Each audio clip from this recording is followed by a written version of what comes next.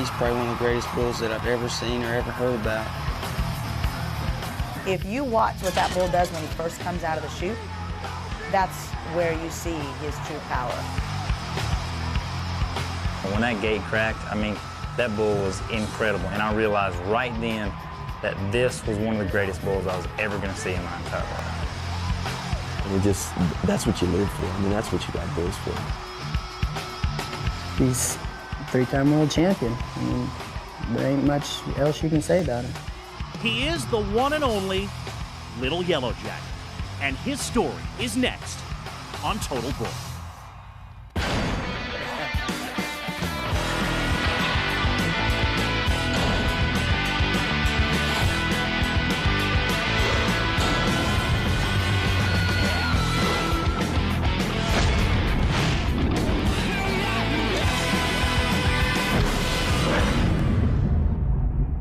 That distinctive single turn-down horn and those bright, attentive eyes. He is unmistakable, and for the last 3 years, he has ruled the PBR with an iron hoof. We're talking about Little Yellow Jacket. He has got a will to win that is unmatched anywhere in the bull riding world. Hi, everybody. I'm Brett Haber. Welcome to Total Bull. For the last 3 years running, amazingly, Little Yellow Jacket has won the PBR's Bull of the Year award, but that only begins to scratch the surface of what makes this animal so unique. Hear now the story of Little Yellow Jacket.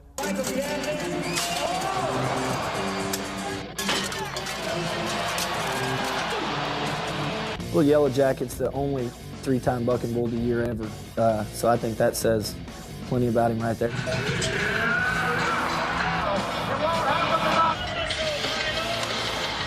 You know when you draw that bull, odds are not in your favor that you're going to ride him. That's just a bull that doesn't have off days. You know, every time they've rode him, he's bucked. Little Yellow Jacket, he's very, very smart. That bull is so smart, and he knows exactly where the cowboy's sitting on his back, and I think that he will do whatever it takes to get the cowboy off of his back. He's a three-time world champion. I mean, there ain't much else you can say about him.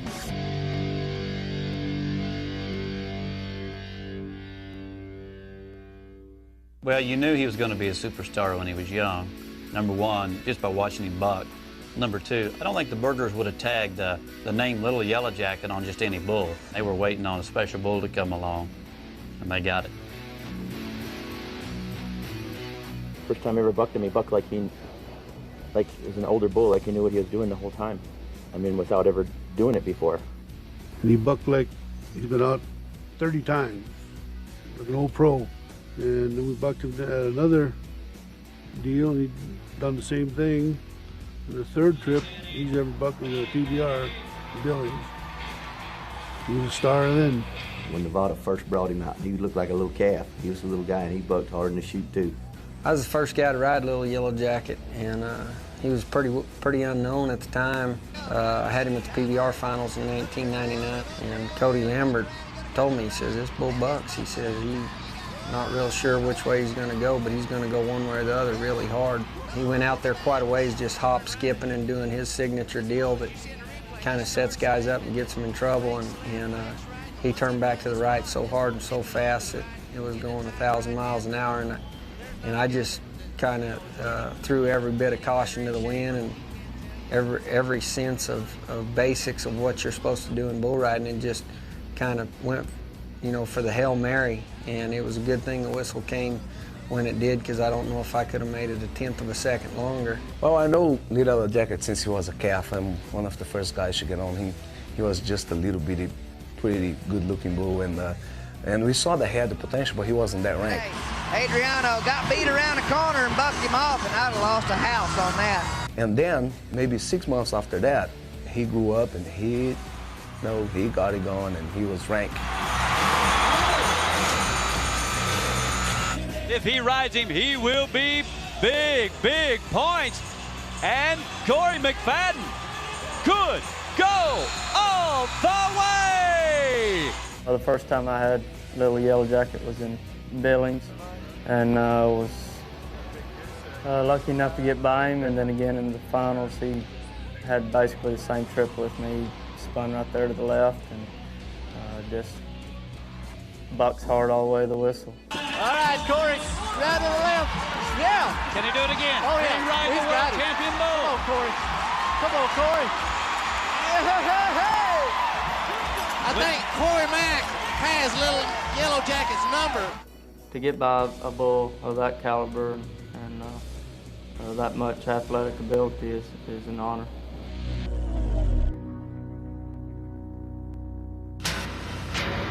Two 95-point rides by Corey McFadden in 2002. That would be a solid career for any bull. It earned him his first Bucking Bull of the Year title in that 02 season. But Little Yellow Jacket is not just any bull, and Las Vegas was starting to become his kind of town.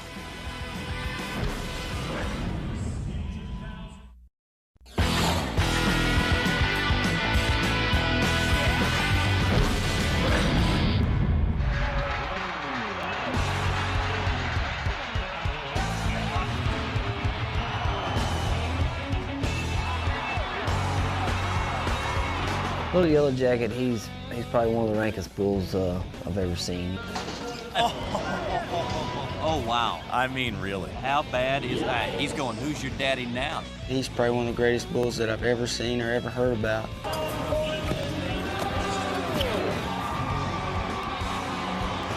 When you get past the first 3 or 4 jumps, then all of a sudden it's like, oh, well, geez, he looked easy. But if you watch what that bull does when he first comes out of the chute, that's where you see his true power. He throws you one little skip, and if he throws that one skip, you hardly see anybody ride him. If you get by that, then you have a chance. I'm not saying he'll get rode, you just have a chance. Craig Sauce is on Little Yellow Jacket, and not for long. He can jump out there and do a little backup move where it'll drop guys, 90% of the time right over his head, and then he'll just spin out from under you. So he's definitely very smart. You don't get any second chances on that bull. You make a mistake and you're bucked off. And there ain't no catching up on that bull. And when he's got you throwed off, you're throwed off. There ain't no catching up to him. You can't try to outguess him. You can't second guess him. You just got to ride him jump for jump, and that's a bull that when you ride, you're gonna win it all. Oh, he does go to the left, and Jim Sharp may ride the reserve world champion bull, and he has done it to the delight of the fans at the Rose Garden. One day, if he gets rode, he bucks harder the next day, and he loves to do so many things different, and that's what makes him the greatest.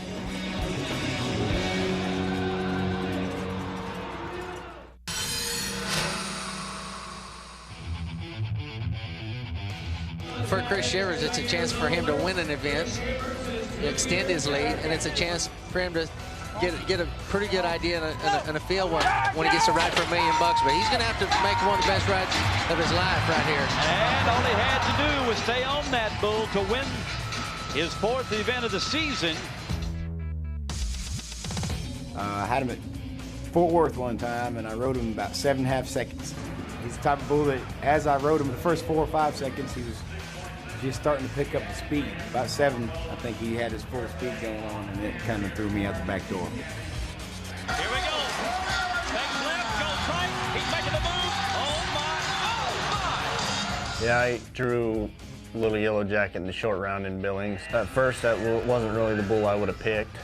A little intimidating. I just made a decision to get on that bull and not let his name buck me off and see what happens. Wiley Peterson has got a seat, and he could go all the way. Well, jump for jump and around to the right and for 94 points. The best time to get to watch Little Yellow Jacket is the week after somebody's finally conquered him and ridden him, because he always comes back even stronger. I remember being in Colorado Springs on a $1 million Sunday in 2003 in April. As far as we were concerned, the energy level inside of that building, everything was incredible. I mean, never felt anything like it at any Western sport. One man, one bull, 2 greats, going at it for $1 million. 4 times before the bull has bucked him off. It's $1 million. He's trying to get the bull to get off of the gate. He doesn't want to give the bull any advantage. He's leaned forward enough that I know he's ready. He opens the gate. Can he ride for it? No! He hit his head as he came out. Chris Shivers hit his head on Little Yellow Jacket.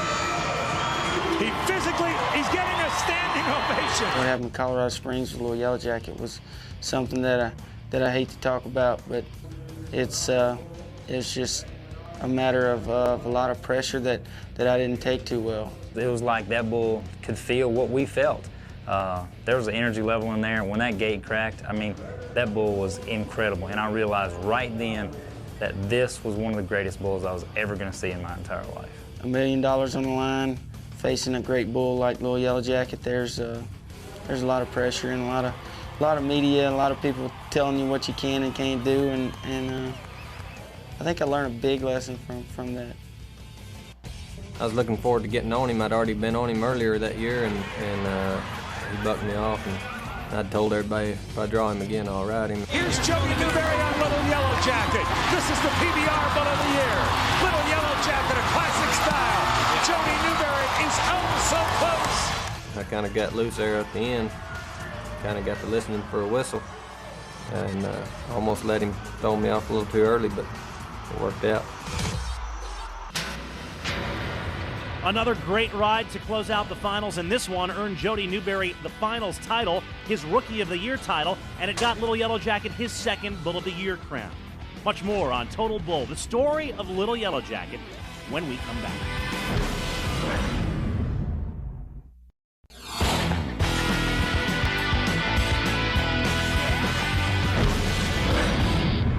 When people ask my favorite bull, it's Little Yellow Jacket, especially when he bucks the guy off in 1.8 seconds. He never finishes, stops bucking, and walks out the gate. He heads to the gate and always sells it. He's like he's in show business. He always turns and faces the crowd and kind of shakes his head like, check me out. I got one horn that does this and one that does that, and then he walks out of the arena.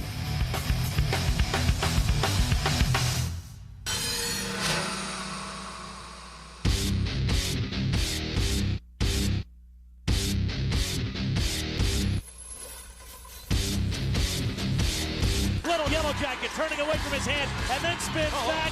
He's over the top, and my goodness. He felt me going one way, so he went ahead and changed directions, and I just never could quite get back out of there. And what happened is he welled me and come around and hit me with his horn on my head, but it was on top of my hat, so it didn't hurt very much. Little Yellow Jacket, you don't really feel him whenever he leaves the chute, and he just hits and starts spinning, you know. And I hated the way he felt, you know. I never felt him underneath me, didn't feel him pulling on me or doing anything. He just went to spinning, and it didn't feel right. Bugged me off the same way both times.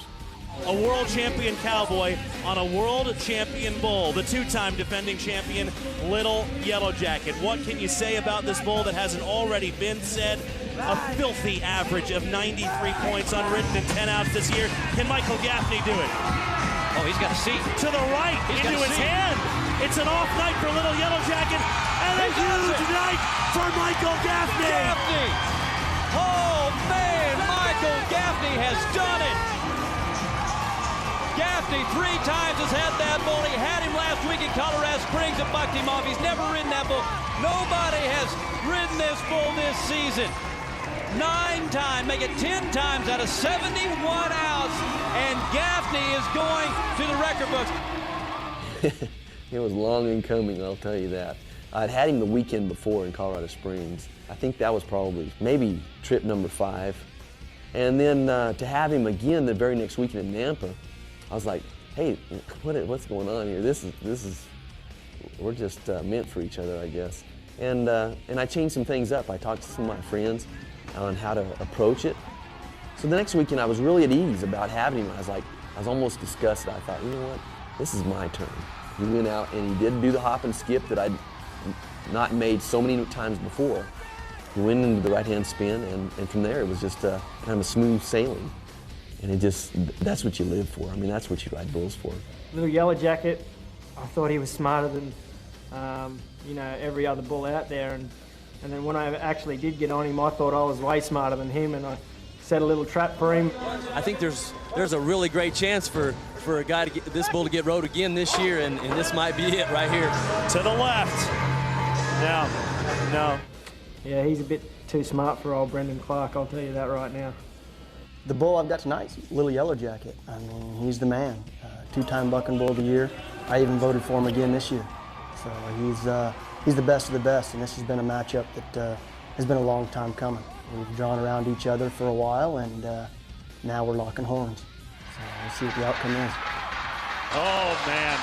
Jerks him over those cockeyed horns, and Jaron Nunemaker is unconscious. Last year at the PBR Finals, Brett Haber and I were doing season in review shows. We were actually taping these shows at the PBR Finals in the bullpens where they kept the bulls, and we had Little Yellow Jacket behind us, and I just kind of took the microphone and said something about how, you know, Little Yellow Jacket, you've had a great year, tell us about it. And he was standing back here, and I stuck the microphone up, and he actually walked up to the microphone and started grunting like he thought he was talking. I believe that he thought that he was actually doing his part of the interview. I think he's that smart.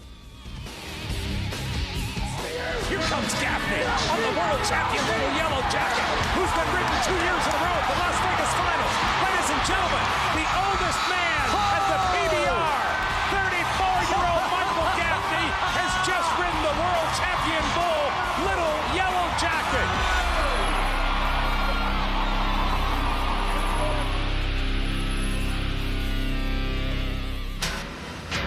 Coming up, Little Yellow Jacket heads into the future with two of his sons alongside. But not before we go back in time to check on his incredible lineage. Do you know who Wrangler Rivets is? You will when Total Bull returns after this.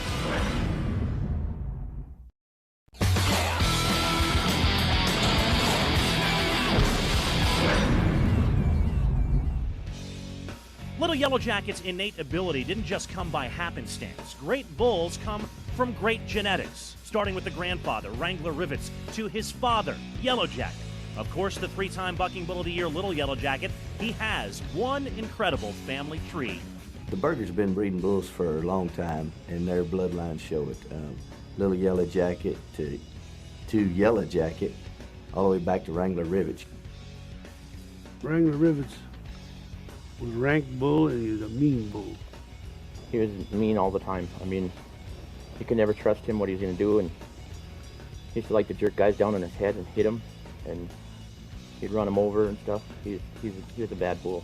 The picture of Wrangler Rivets, one of the most unique bull riding photographs I've ever seen, and there's a guy getting thrown from Wrangler Rivets. He's about 15 feet in the air, kind of got a wild look on his face, and he's wishing he packed a parachute or something. Yellow Jacket, he was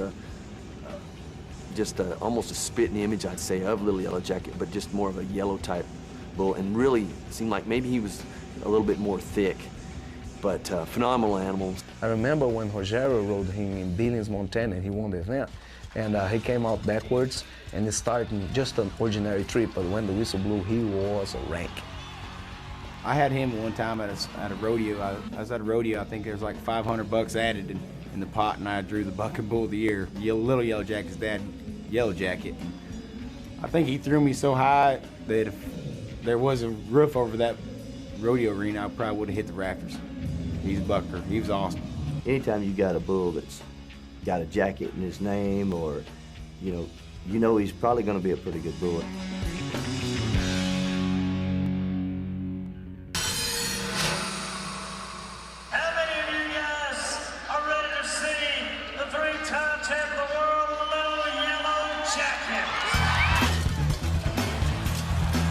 He bucks really hard, throws a big skip and turns back to the left or to the right. I've had the privilege to get on him twice, and he bucked me off twice. I don't know what, I was hoping he'd ride him, but I mean, it just wasn't realistic. First time I got on him, I rode him 7.9. Second time, 6.2. Third time, 4.5. And fourth time I got on him, it was like one jump, 1 second. I'm just looking forward to the next time I get on him. I think that the 8-second mark is coming soon. Coming up on his 80th career out, just the 11 rides. If Tony makes it, he wins. Doesn't come close. He's still a very ranked bull, but I think he slowed down a little bit. Around to the left, away from his head. Brendan has a seat. Does he do it? First man since Gaffney to ride Yellow Jacket. When you're in the ring with Little Yellow Jacket, you know, you just got to really be on your toes because he's just such a phenomenal bucking bull and usually puts those guys down pretty close. This is Brian Corson trying to make his own history, and he gets, And it's not that he is so vicious, it's just that if they're right there, you know, it's one of them deals that he's going to take a swat at them if they're right there, so you got to be on your game. Little Yellow Jacket's as special as any bull that's ever been. No bull should have held up the way he has because he grew up in the PBR. He's challenged harder than probably any bull in the history, been more miles than any bull that I ever know of. He's been coast to coast, border to border, and on his bad days, you're in 94 on him, if you can ride him, and on his good days, we don't know how many there would be on him. They're almost human qualities: intelligence, the ability to react in stressful situations, even a stage presence. Not normally qualities you'd expect in a 2,000-pound animal, but they are undoubtedly qualities that Little Yellow Jacket possesses. Some suggest he may have lost a step as he got a little bit older, and that may or may not be true. But when he retires, what will we miss the most? Certainly the great rides, the sky-high scores, that uncanny ability to buck. But what about that moment after the rider was knocked off, when he knew he'd performed, and he would stop and stare at the audience, almost as if taking a curtain call, and then walk casually out the exit chute? Those are the moments we'll miss about Little Yellow Jacket. Truly one of the greats of all time. We thank you for joining us on this edition of Total Bull. This has been the story of the legend, Little Yellow Jacket.